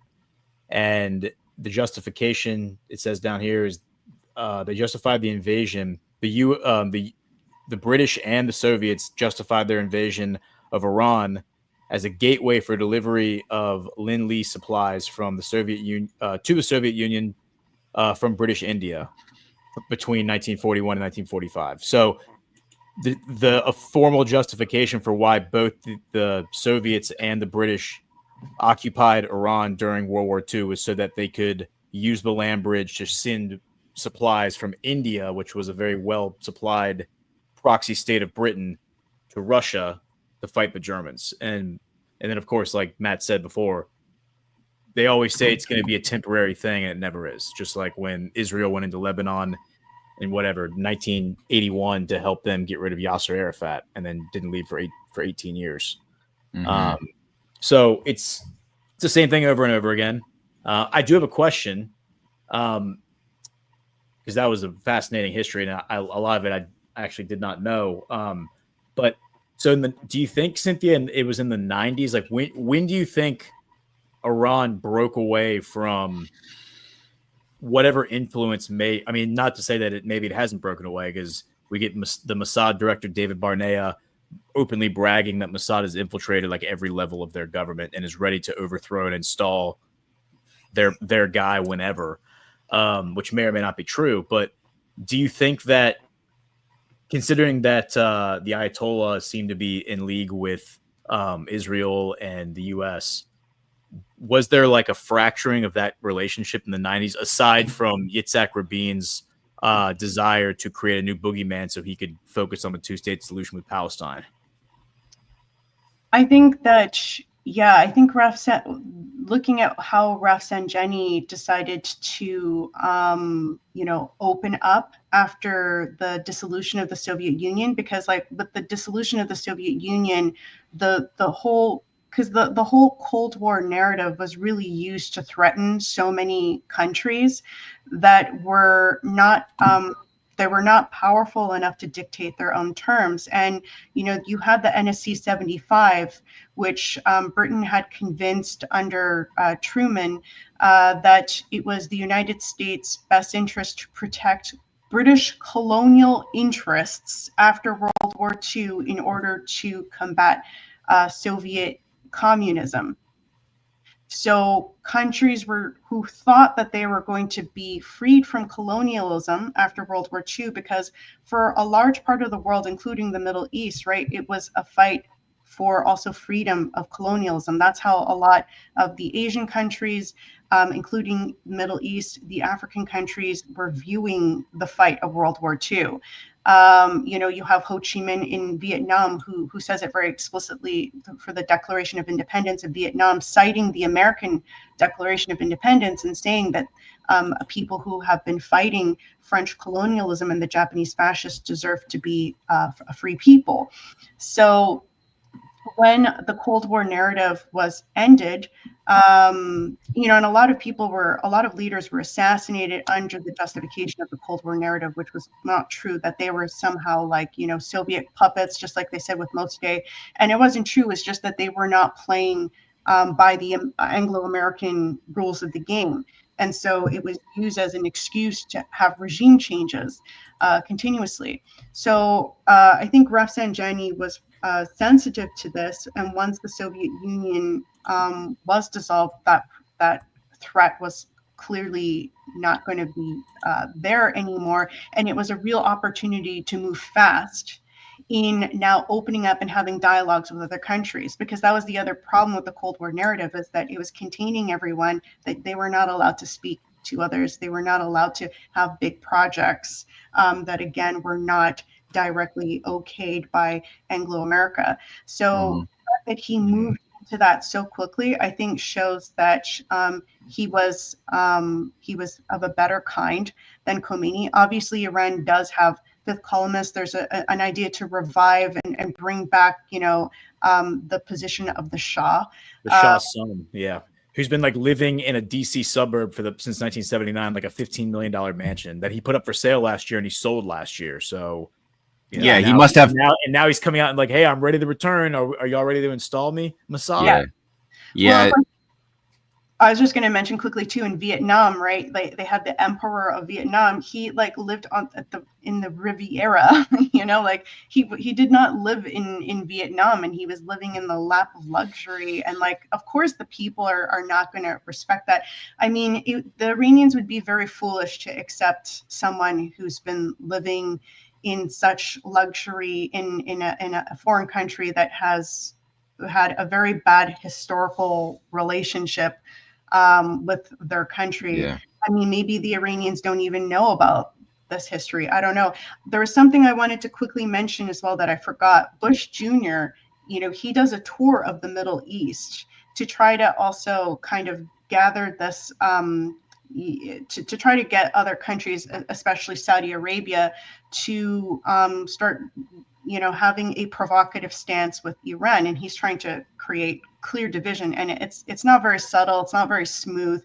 And the Al Riyadh newspaper of Saudi Arabia, which is pretty much the voice of the Saudi government, had stated at the time, "We refuse to be used to launch wars or tensions with Iran.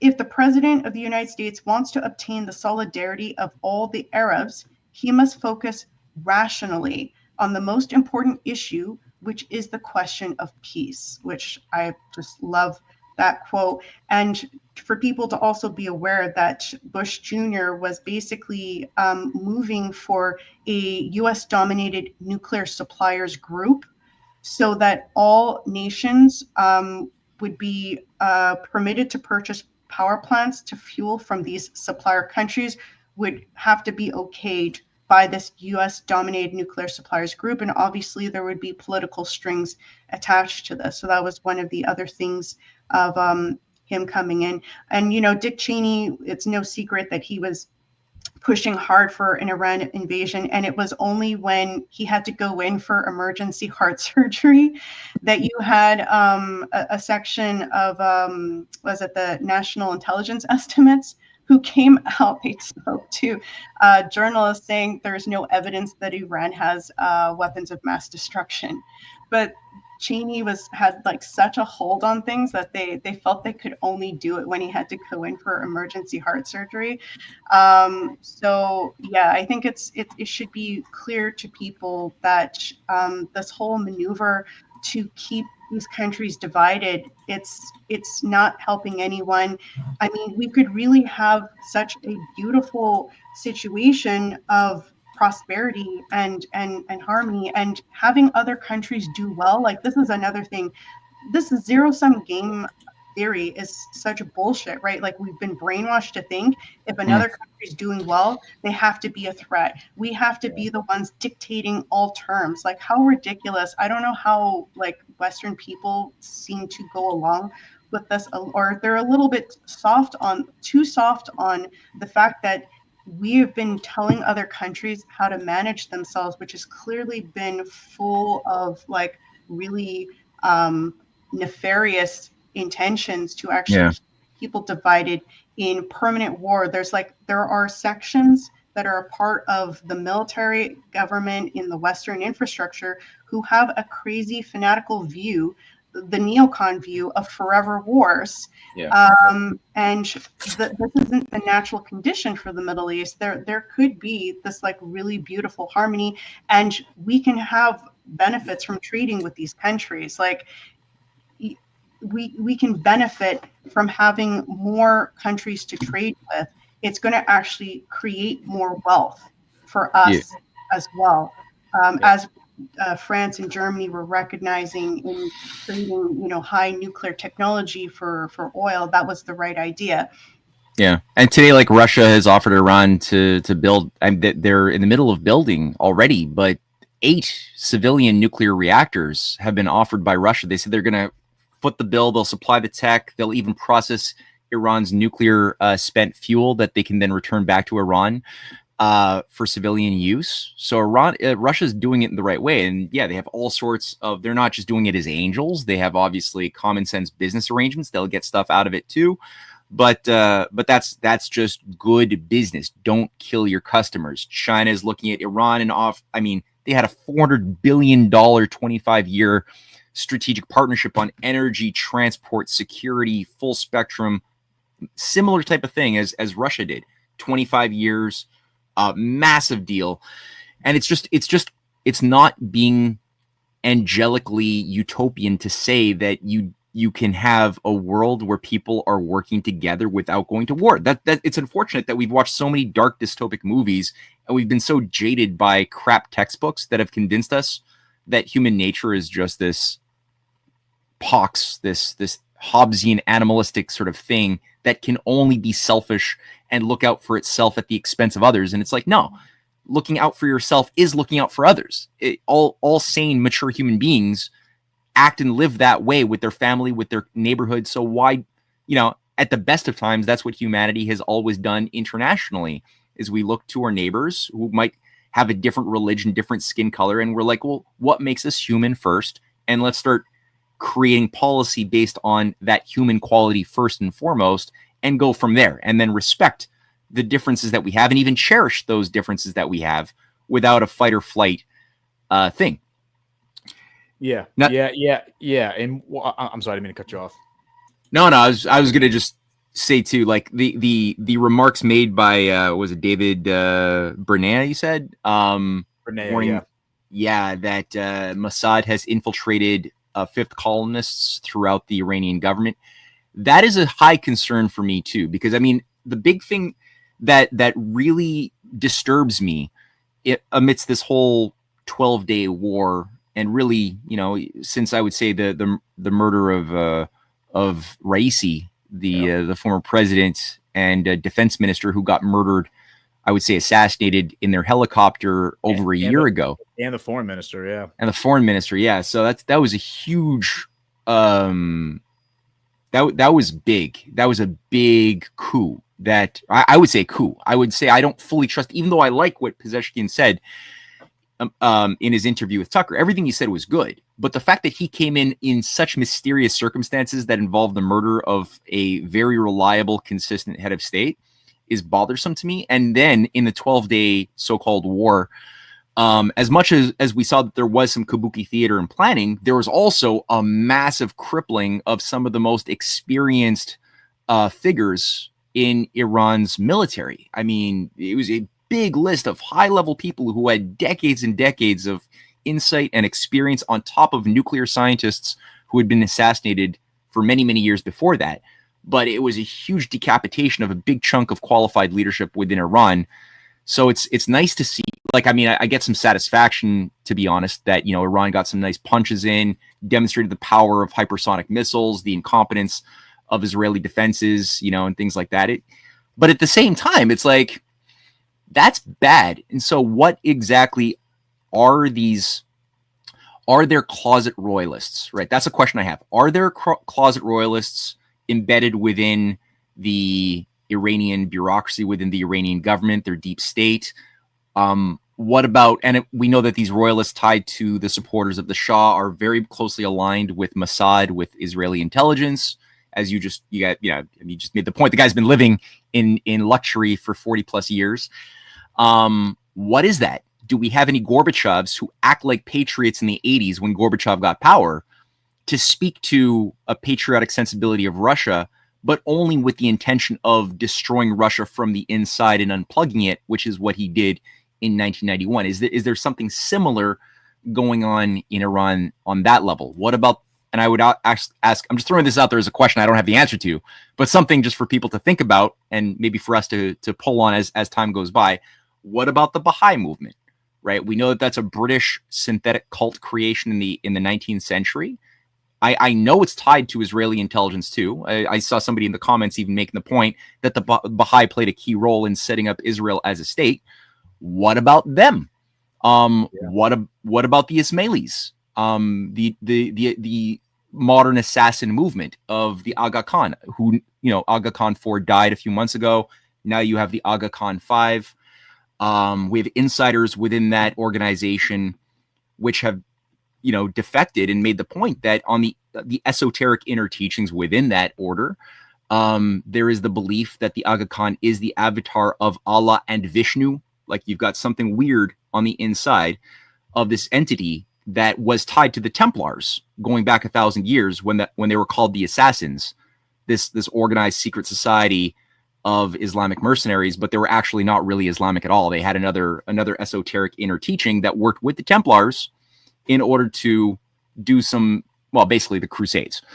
And they had a whole idea of Solomon's temple being rebuilt that also was part of their eschatology, was the reconstruction of Solomon's temple as something that would trigger some new age cataclysm and rewire humankind into something that would be more in conformity with a feudal slave society under a master class of high priests. So things like that are in my mind. And I'm hoping that as I'm saying these words, people listening might also be able to pull on threads and actually get a better picture of some of what might be shaping the dangerous side of the deep state in Iran that could be interfacing with bad forces that have been doing so much damage to Iran from the 1870s onwards.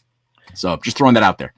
Did you know that the current foreign minister, and I have no idea what to make of this, I'm not like making accusations, but the current foreign minister of Iran, Arakchi, did you know his nephew was the vice governor of the Central Bank of Iran and was arrested in August 2018 by Rouhani for corruption that I believe was related to the Obama nuclear deal? Because the nuclear deal, I think, was really just about money laundering. I think they were just laundering a bunch of money through the Iranian central bank, and him along with several others were arrested by Rouhani in August of 2018. And coincidentally, that exact same day, or like that exact same, I think it was the day before, Trump like reimposed the sanctions on Iran. That, because remember, he pulls out of the deal in May of 2018, and then he waited until August, like the first week of August, to reimpose these sanctions on Iran. And that same exact week, Arachi's nephew, Arachi, I think at the time was like a member of Congress, like a member of their legislature, or he was like an MK, and then he gets arrested, and a bunch of other guys in their central bank get arrested. It's like, I don't know what to make of it, but it's very interesting that the guy who's the foreign minister now, his nephew gets arrested as one of the top guys of their central bank connected to purportedly, allegedly, the money laundering that Obama and those people were all involved in. So I have no idea, but man, very useful. Very useful. To Cynthia's point, though, like what we've all been conditioned for is a zero-sum equation where one side loses, one side wins. And in order for one side to be wealthy and powerful, and the other side has to be impoverished and poor and live as a slave. And that is, of course, nonsense. That's not at all how human capital works. And one of the reasons that I think the suppression of the nuclear technologies has occurred is to prevent that, to prevent the golden age from coming, this age of actual abundance, not this artificial abundance that we've experienced in America since the end of World War II. Frankly, to answer your question, why do Americans accept this? I don't think Americans necessarily accept it. I think they're pacified through bread and circus, distracted with their daily life. The people who do become invested in it, if they actually have access to like the right information like we do, I think ultimately do land where we are, even if they come from different backgrounds, or they fall into these little information ghettos where they're listening to, like whoever, like not even MSN, like NBC, but also the Con Inc. Republican Party that is telling them that if you even sympathize, like right now they're accusing Tucker Carlson of being like a devil worshipping Nazi because he spoke to the Iranian president, because Jesus Christ in the Bible, we all know that Jesus in the Bible said, if you're not sending missiles to Israel every single day, you are not properly serving God. And that's what, these sycophants in the Republican Party believe, but they're all just a bunch of perverts. And it's really sick, man. The whole thing with Israel is disgusting. And I think that I'm really happy with what I'm seeing happen in terms of the exposure. It's really sad that the story that's being told, but I don't think it's a coincidence that the entire movement of people who are invested in this stuff, not the people who are uninvested, and I know plenty of those people, but who are invested, are all coming to the conclusion that Israel is at the core of all these problems in the Middle East and has to be dealt with. And right now, Netanyahu is at the White House trying to convince Trump to erase Palestine from the map and make it part of Israel. He's been there this is day 3 and no headline yet, so I don't think it's going to happen, but that's what he's there to do. Mm-hmm. Yeah, absolutely. Yeah, well said. I think that's probably a perfectly good place to wrap today's show up. We're rounding the 2-hour mark. I think I would like to play a little 1-minute video from sometimes you could talk philosophically about like something till the ends of the earth and to bring about all sorts of abstract details, but sometimes just to like see a direct video with your senses is a great way to blow a million words of slander out of the water. And Iran, the tyrannical mullah-run, fundamentalist dictatorship that suffocates women and has no freedom. I mean, this is just a 1-minute clip randomly taken by an Iranian walking on an Iranian subway station. I just like this. Let's just compare this to like a subway experience in, let's say, New York City, and imagine. Just hold that in mind as we look at this little tour of a train in Tehran.